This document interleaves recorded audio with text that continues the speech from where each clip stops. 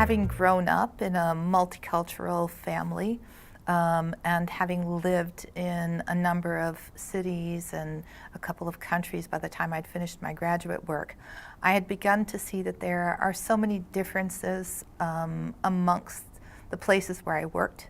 But in every place that I worked, women were not given the same status as men. And many of the people who were less than privileged were also marginalized from a conversation in how to make their communities and their countries stronger.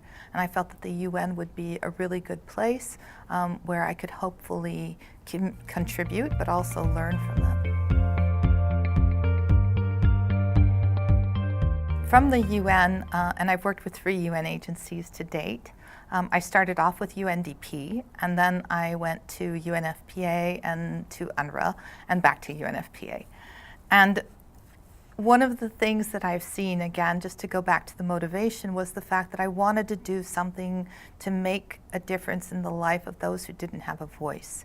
And UNFPA, which is my parent agency, is able to look at how women tend to be marginalized as a result of their reproductive health and reproductive rights. And so I can give you a number of examples, but one of the strongest that comes to mind is a 12-year-old girl I met in Syria in Homs, and she had been under siege for 600 days and lost 3 years of schooling. And when the UN was able to facilitate the evacuation of civilians, I was the representative there, but a member of the UN family.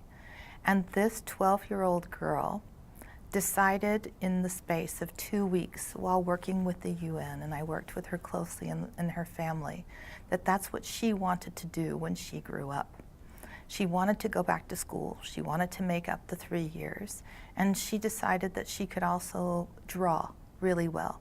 So she was going to tell her story through pictures until she could get strong enough to write.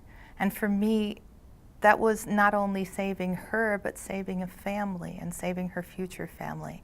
And it was something that I felt was very tangible to another person's life. It was when I was really little and we were watching the news, and I saw on the Security Council they were debating some of the Security Council resolutions related to the Palestinian-Israeli conflict.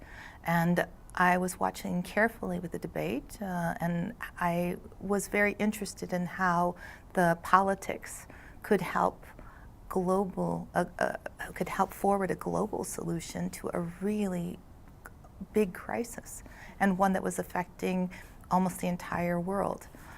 And that interested me enormously. I didn't know much about the UN, but it was this idea that there was a body that wanted peace, that had the authority to do it, and that brought together a global community to dialogue around that. At 12, I didn't grasp everything that was associated with that, of course, but over the course of the years, that stayed with me.